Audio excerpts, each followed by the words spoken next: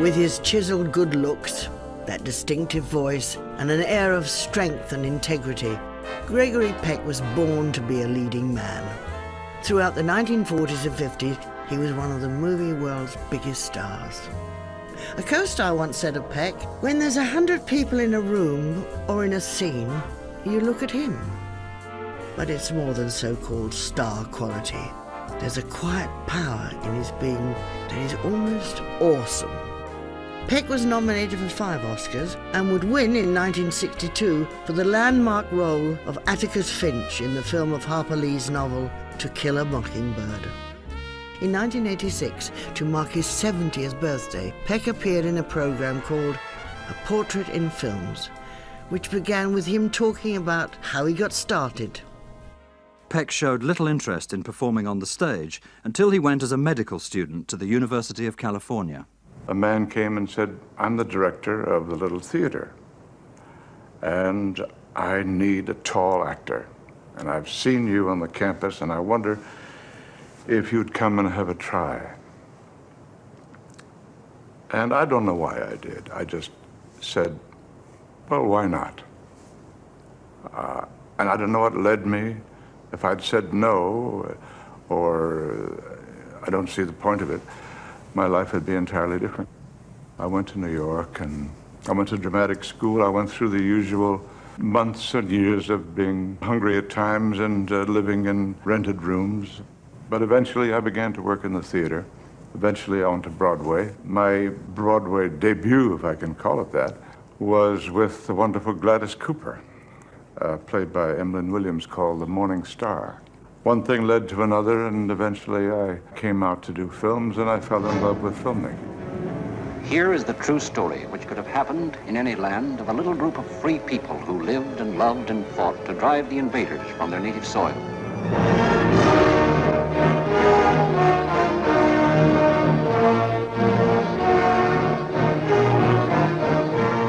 One of the countless thousands of those guerrilla bands who, from secret hiding places in the swamps and in the great forests, lived days of imperishable glory.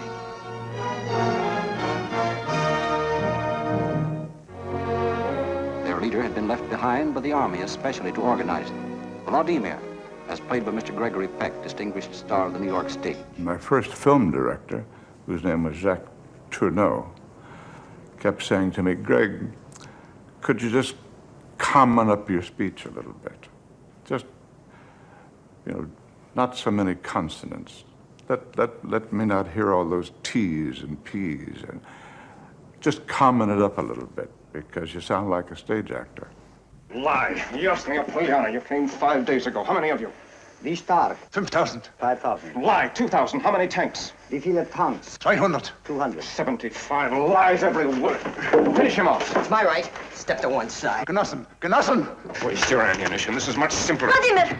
Almost immediately as a result of that first film, you became a hot property with various major studios bidding for you, including, I believe, Louis B. Mayer. He did say to me that he could take me and mold me, and I could shine in the firmament of his stars with Clark Gable and Joan Crawford and Greta Garbo, if I would only sign a 7-year exclusive pact with him. And when I said, with all the respect in the world, Mr. Mayer, I cannot do that. I want to go back to the theater. My ambition is not to be a movie star. I hope you will ask me to make some films, but I cannot sign a 7-year exclusive contract.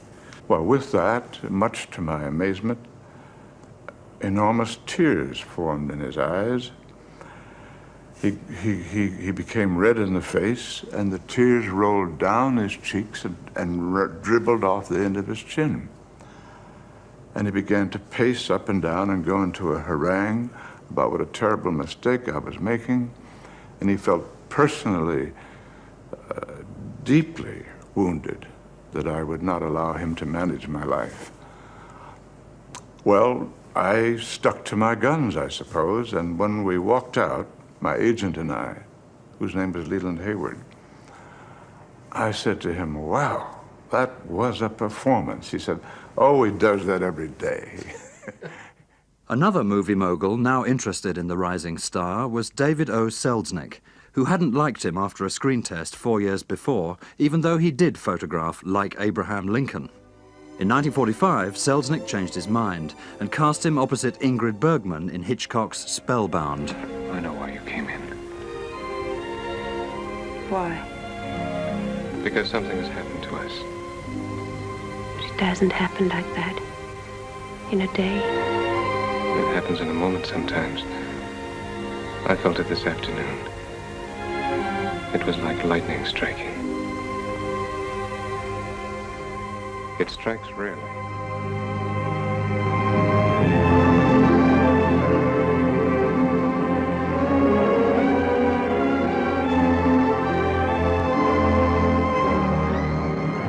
In those days, Ingrid Bergman was at the center of things.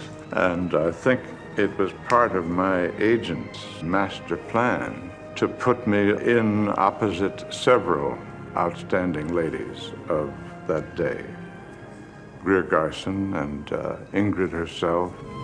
I don't understand how it happened.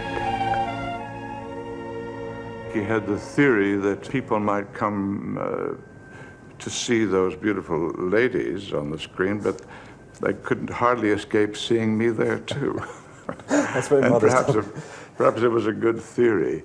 I think it fits in with a quote that I've always been fond of. It was a quote from Carol Lombard, who always said it takes 10 pictures to make a star, so that the audience accepts you over a period of time. They become accustomed to seeing you on the screen, and if they like you a little bit, they're looking forward to the next picture. By now, Peck was an established star, ready to compete with older actors who were returning from the war, with an Oscar nomination for The Keys of the Kingdom. Another of Peck's most popular films was William Wyler's Roman Holiday, shot entirely on location in Rome and co-starring newcomer Audrey Hepburn. How did he respond to the fresh challenge of playing romantic comedy? Oh, I seized it with a great enthusiasm because I had done a good deal of comedy in the theater, even some farce. So I jumped at the opportunity to play Roman Holiday, and I must say, aside from one television show that I did with Jack Benny, where I played comedy sketches and sang and danced with Jack and George Burns, the most fun that I've ever had working was in Roman Holiday. Do you know my favorite poem? You already recited that for me. Arethusa rose from a couch of snows in the Acroceraunian mountains. Keats. Shelley. You just keep your mind off the poetry and on the pajamas. Everything will be all right, see? Keats. It's Shelley. I'll be back in about 10 minutes. Keats.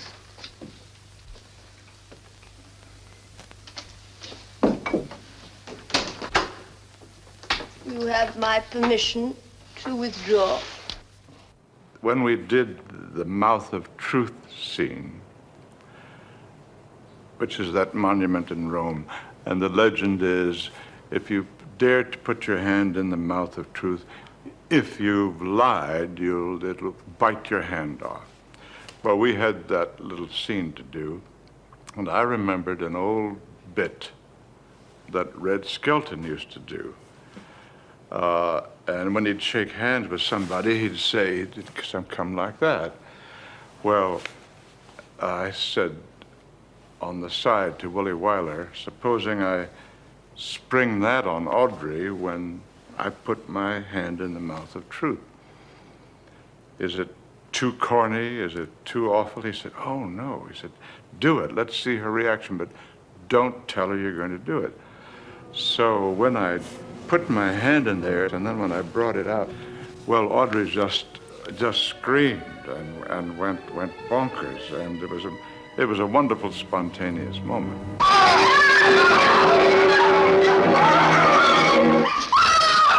Hello. That was only one take. I'm sorry, just About 2 weeks after we began,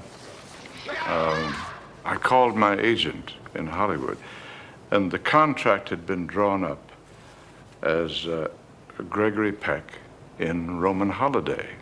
and introducing Audrey Hepburn. And I called him and I said, this cannot be.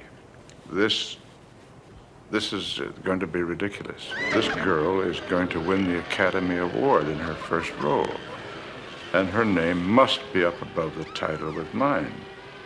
And this is not just a simple altruism and generosity on my part. It would look foolish any other way. And she just hit the screen like a bomb. It does seem from the film as if everyone's having a terrific time in Rome. Although I gather William Wyler is quite a taskmaster as a director.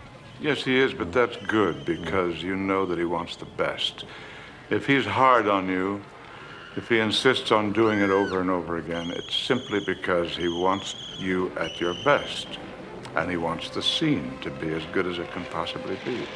I always looked on it as a chance to do it a little bit better and to search for something new, something that would strike him as being exactly right. And wouldn't have bothered me if he'd done 127 takes. Would you have liked to have done more comedy, more romantic comedy? I would. I always felt every time someone sent me a comedy script that Cary Grant had seen it first and had turned it down. Around this town, he had pretty much of a monopoly on light romantic comedies.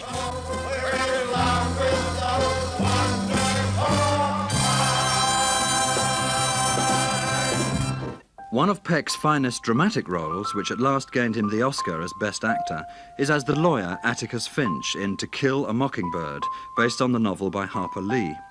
It's a role he was almost born to play, liberal, dependable, righteous, with a touch of Abraham Lincoln about the character, and it was offered to him at the peak of his career. It was a true middle-class American small-town story, and those were my beginnings. On top of that, I was very much in sympathy with the lawyer who risked his personal reputation, his law practice, and even his personal safety and that of his children in defending a Negro accused of rape in the South in the year 1931. I just seemed to fit right into the part without having to work too hard at it. And the emotions were there all the time. We had that wave of emotion that went from start to finish. At Santa Monica, the Academy Awards presentation, Sophia Loren happily presents Gregory Peck with his... I remember hearing my name called out for the Oscar and in a daze walking up the aisle, and I had in my hand a gold watch that Harper Lee, the author, had given me, which her father had carried in the courtroom for 35 years, and she'd given it to me. And then up on the stage was none other than Sophia Loren, with a hug and a kiss and a gold statue. So that was a nice moment. I believe you almost missed the Oscar ceremony, and all because of a horse called Owen Sedge. The press had it that I might be the owner of a winning Grand National horse on a Saturday and be back in Hollywood and win the Oscar on a Monday. That, of course, was a wonderful pipe dream. I wasn't actually trying to do that. But Owen Sedge ran a respectable seventh and came cantering in very nicely, and then we flew back, and the Oscar ceremony was the following Monday. During the mid-1960s, Peck took time out from acting to involve himself in government sponsorship of the arts, presidency of the Film Academy, and charity work, for which he was awarded a special Oscar in 1968 and honored with a Presidential Medal from Lyndon Johnson. His reputation as a campaigner for liberal causes had become inseparable from his film work, as he discovered when a journalist put the question to him at a press conference in the Third World. From what we hear about you, you are what they call in America a liberal. You've come out for civil rights legislation for the blacks. You've come out against anti-Semitism. I said, yes. I suppose that's true. All right, he said. How do you account for your appearance in these racist Western films that you've made? And for just a moment, I drew an absolute blank. And I looked at the faces around me. They were all people of color. And I realized that they saw the Red Indian as a person to whom they could relate. And they saw the white men pushing them aside, devastating their land, putting them in reservations. And it's true, we did that. Well, I was certainly hung up for an answer. I think an angel touched me on the shoulder because I said to him, I will never shoot another Indian in a movie. 3 years after that program, Peck made a rare chat show appearance here in the UK on The Wogan Show. And it was that Oscar-winning role in To Kill a Mockingbird that opened the conversation.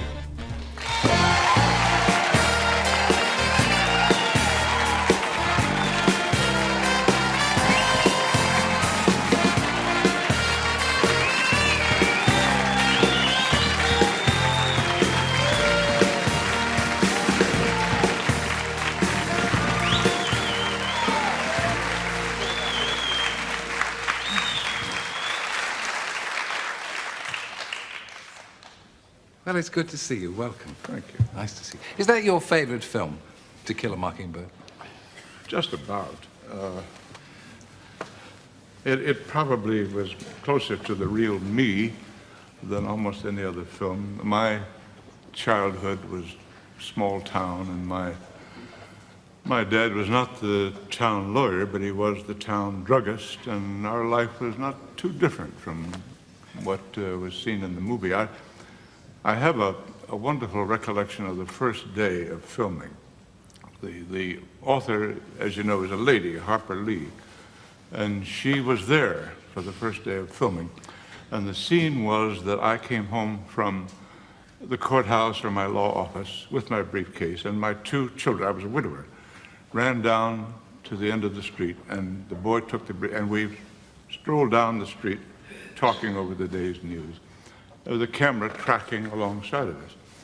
And as we were in the middle of the scene with the dialogue and all, I looked out of the corner of my eye, I caught a glimpse of Harper Lee behind the camera. And I thought I saw tears glistening on her cheeks. So when we finished it, the director said, well, I think we've got it. No use doing that again. So we felt a bit pumped up about that. We'd done, we thought, a very touching and moving scene. And I walked over to Harper Lee and I said, Harper, I thought I saw you out of the corner, and I thought there were tears on it. What went wrong? What's wrong? And she said, oh, Gregory, she said, you've got a little pot belly just like my daddy. And the highest praise, highest, best review I ever got.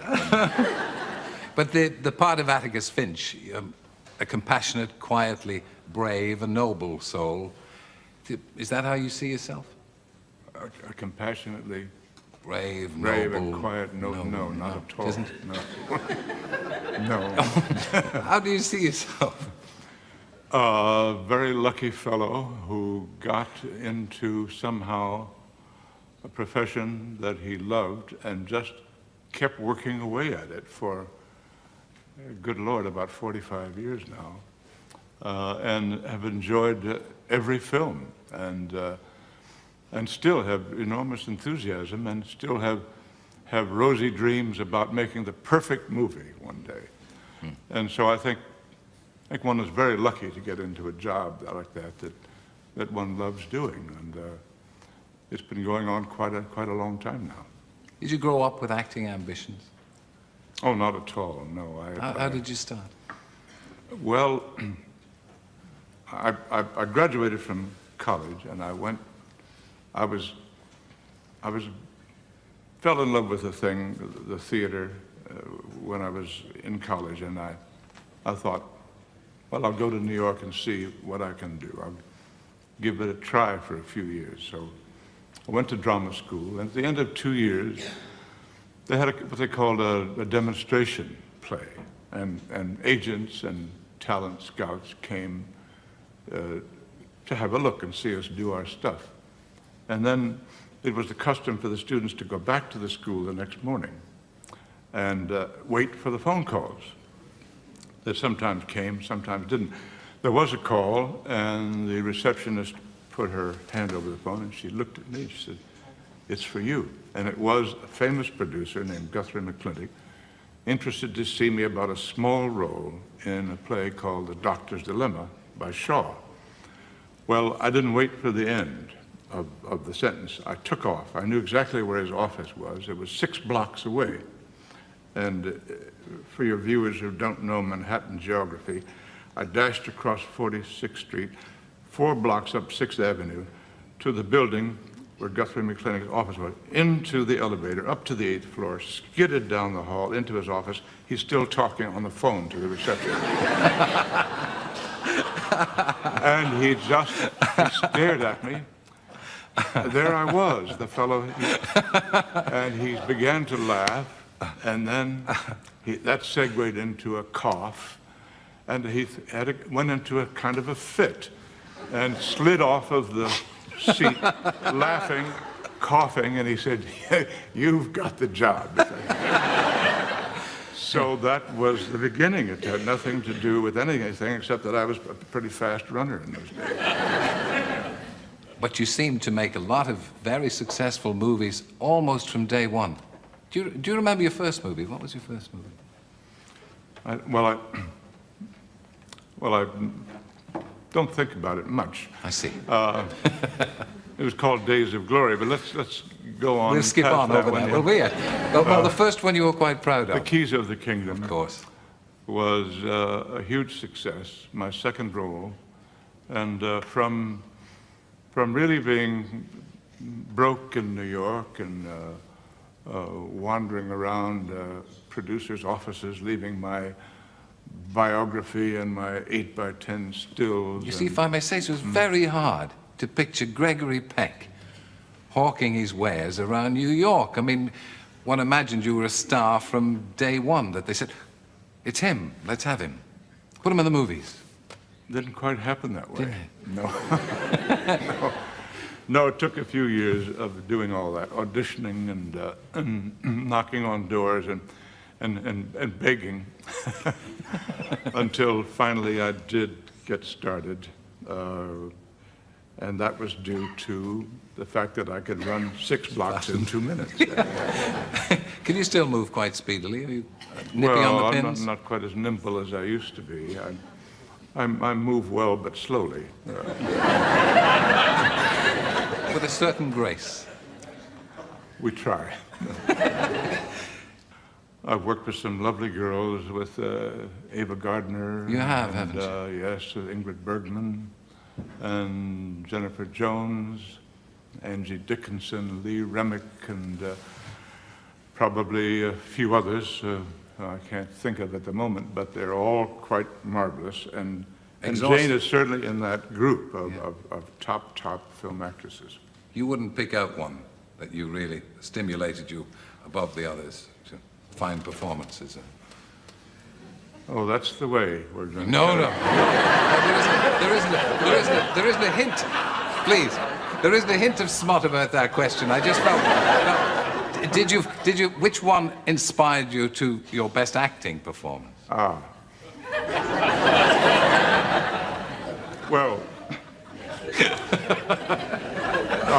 I have to say they all did. But I would like to say that there is a lady in London with whom I made 3 pictures, and I've loved her for a good many years. And in a way, we're kind of what we call down south kissing cousins. I mean to say we're both small town folks to start with, and I love her dearly, and she may be listening tonight, and it's Ava Gardner.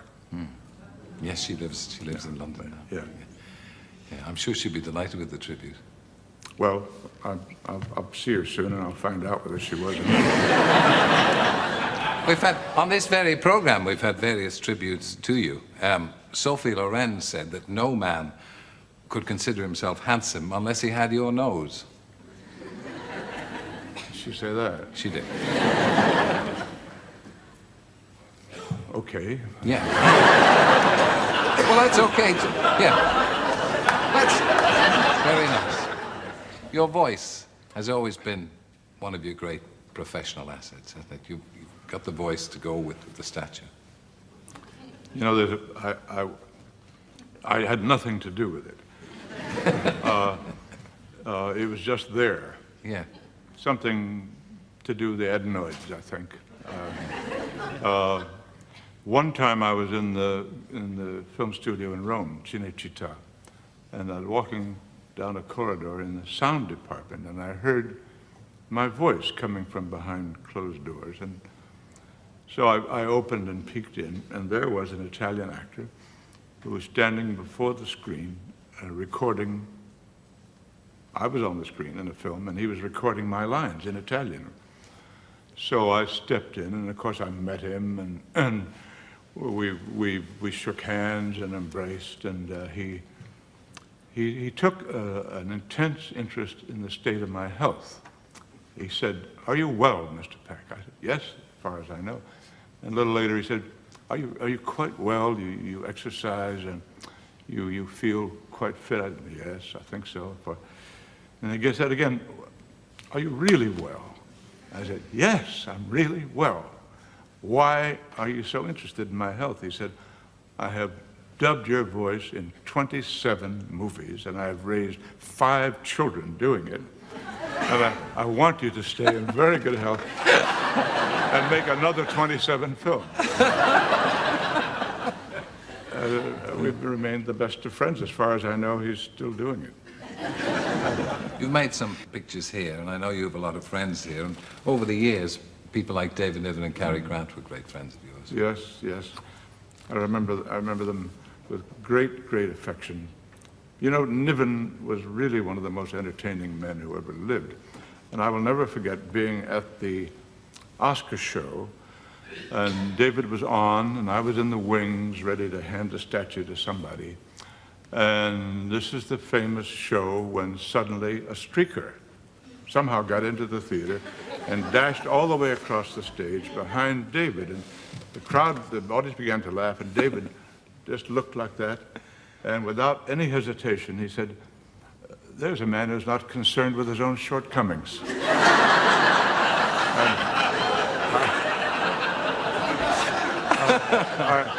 I thought, really, it's the best ad lib that I've ever seen. And of course, Jack Hawkins was a dear friend of mine, and Laurence Olivier. I met him when I was quite young, and he was already the greatest actor in the world. And I met Sir Laurence and Vivien Leigh, and I was a bit intimidated I'm not intimidated much by anybody, but I had such respect and reverence for this man, all that he'd done in the theater and in film. I was a bit shy, but then I didn't have much to say to him. But then years later, we worked together in The Boys from Brazil, and I found out he was one of the warmest, easiest men to be with, and we became good pals. And we had a desperate fight in The Boys from Brazil with a pack of mad dogs, and yes. It was all choreographed, and we did 4 gouges and 1 kick and 1 punch. And the director would say, "Cut," and we'd lie on the floor giggling like schoolboys. In between that, we'd do another gouge and another punch and another kick, and with the mad dogs dashing around. Of course, the dogs, it's all pretense, you know. The dogs are really pussycats in disguise. What they do when they leap at you is they're following the trainer's orders. They're good professional dogs. They're retrieving something. The trainer might say just before the take, he say, "Now fetch, fetch." And he looks at the dog, and the dog sort of goes like that. You know? They turn the camera, the dog runs at you, and he fetches your lapel back, or he tries to. And then later on, they put in the barking and the snarling and the growling. And they have some contraption to lift their lips and make their fangs show. Thank heaven. But actually, yes, I was glad of that too. Yeah. The American Film Institute made a presentation of the Life Achievement Award. You know, the Life Achievement Award has, if you think about it, slightly ominous ring to it. and I remember I got up there and I said, you know, James Mason was a friend of mine, and I said, James was not a man with a lot of jokes, but he had one joke that he liked to tell. had to do with his filming in Dublin, going out one evening for a walk and window shopping. And he had a trench coat and a hat. Didn't think he'd be recognized. And a little lady trailed along behind him and finally worked up the nerve, and she tapped him on the shoulder and she said, "I'm begging your pardon, sir, but wouldn't you be James Mason in his later years?" And